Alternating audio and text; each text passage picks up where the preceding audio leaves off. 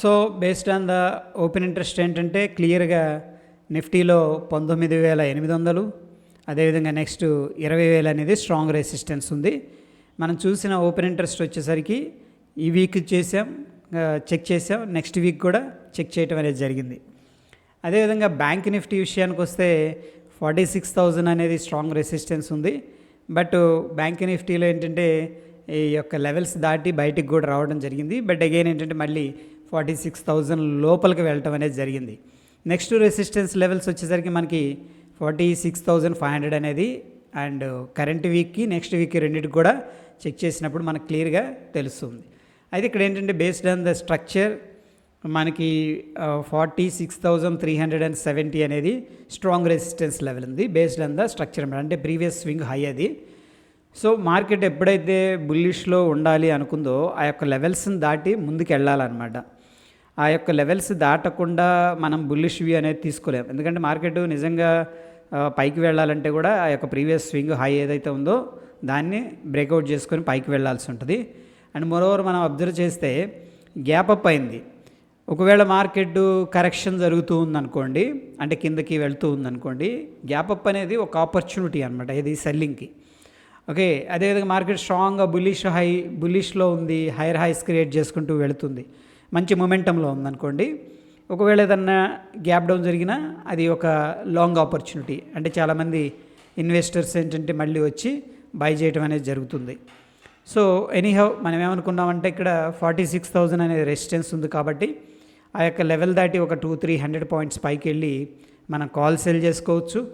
ఇంకా margin benefit and protection కూడా over night risk కోసం తగ్గించుకోవడానికి అక్కడ నుంచి ఇంకొక 200-300 పాయింట్లు అనేది పైకి వెళ్ళి ఏంటంటే కాల్ అనేది బై చేసుకోవచ్చు అని చెప్పేసి క్లియర్గా మెన్షన్ చేసుకోవడం జరిగిందనమాట. అండ్ మోరోవర్ గ్యాప్ అప్ జరిగింది. గ్యాప్ అప్ జరిగిన తర్వాత మీరు ఫస్ట్ 15 మినిట్స్ రేంజ్ అనేది మార్క్ చేసుకోండి. ఆ రేంజ్ దాటుతుంది స్ట్రాంగ్ క్యాండిల్ అనుకున్నప్పుడు మాత్రమే లాంగ్ అనేది తీసుకోవాలి. సో ఫర్ ఎగ్జాంపుల్ ఈరోజు కేసు అనేది ఒకసారి చూద్దాం. చార్ట్ మీద మీకు ఒక ఐడియా రావడం జరుగుతుంది. అండ్ ఎం ప్యాటర్న్ చాలా బ్యూటిఫుల్గా వర్కౌట్ అవ్వడం అనేది జరిగింది. ముందుగా మనకి 1 అవర్ టైం ఫ్రేమ్ అనేది చూసుకున్నట్టయితే చూడండి, ఇక్కడ 46,370 అనేది క్లియర్ రెసిస్టెన్స్ లెవెల్ అనేది కనిపిస్తుంది based on the previous swing అనమాట. ఇది స్వింగ్ హై. దాని తర్వాత రీసెంట్గా ఏంటంటే 45,625 అనేది సపోర్ట్ పాయింట్ అనేది తీసుకుంది. ఓకే, మార్కెట్ ఏం జరిగిందంటే ఒక కరెక్షన్ వేవ్ అనేది తీసుకొని మళ్ళీ బౌన్స్ అయిందనమాట. బౌన్స్ అయిన వెంటనే మనకి స్ట్రాంగ్ గ్యాప్ అప్ జరిగింది. గ్యాప్ అప్ జరిగినప్పుడు మనం అబ్జర్వ్ చేస్తే ఈ యొక్క లెవెల్ అనేది మనం కనుక క్లియర్గా చూసుకున్నట్టయితే ఫస్ట్ 15 మినిట్స్ క్యాండిల్ హై కూడా బ్రేక్అవుట్ అవ్వలేదు ఇక్కడ, రైట్. దాని తర్వాత ఫస్ట్ 15 మినిట్స్ క్యాండిల్ మనం లో అనేది తీసుకున్నట్టయితే ఇక్కడ ఏంటంటే ఒక క్లియర్గా స్ట్రక్చరల్గా ఒక ఎం ప్యాటర్న్ ఫార్మేషన్ అనేది కనిపిస్తుంది. అండ్ ఎం ప్యాటర్న్ బ్రేక్అవుట్ కూడా జరిగింది. ఇక్కడ 5 మినిట్స్ టైం ఫ్రేమ్లో కానీ మనం చెక్ చేసుకున్నట్టయితే ఈ యొక్క లెవెల్ అనేది 46,200 రఫ్గా బ్రేక్అవుట్ జరిగింది. మంచి సాలిడ్ క్యాండిల్ ఇది 5 మినిట్స్ టైం ఫ్రేమ్లో. ఓకే, ఈ క్యాండిల్ దగ్గర మనం ఏం చేయొచ్చు అంటే కింద మనం సెల్ అనేది చేసుకోవచ్చు అండ్ పుట్టు బై చేసుకోవటం కానీ అలా ప్లాన్ చేసుకోవచ్చు. ఎందుకంటే మార్కెట్ ఒక రేంజ్లో కన్సాలిడేషన్ తీసుకుంది అండ్ ఇక్కడ హై అయితే బ్రేక్అవుట్ అవ్వలేదు.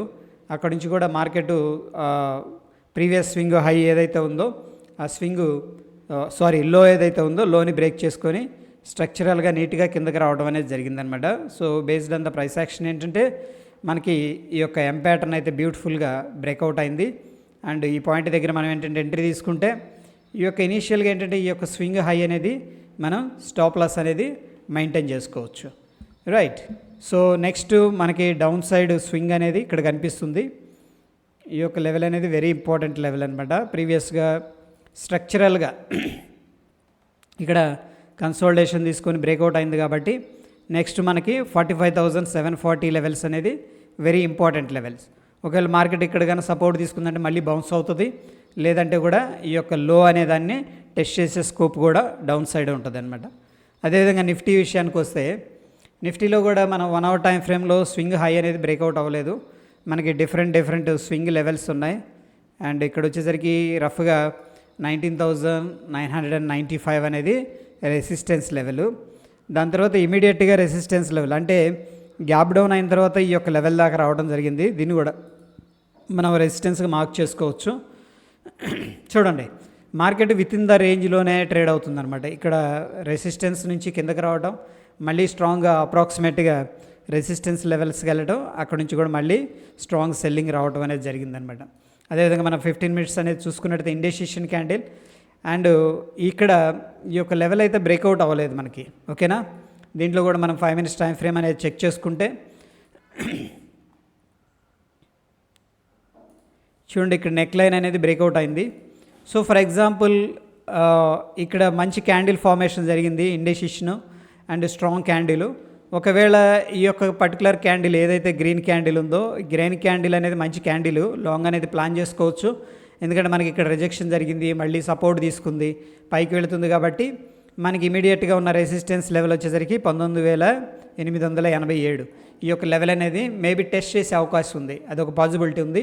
సో ఆబ్వియస్గా ఈ యొక్క క్యాండిల్లో కానీ మనం ఎంట్రీ తీసుకుంటే జనరల్గా ఏంటంటే ఈ యొక్క హై అనేది బ్రేక్అవుట్ అవ్వనివ్వాలి. ఇక్కడ బ్రేక్అవుట్ అయినట్టుగా ఏం కనిపించట్లేదు.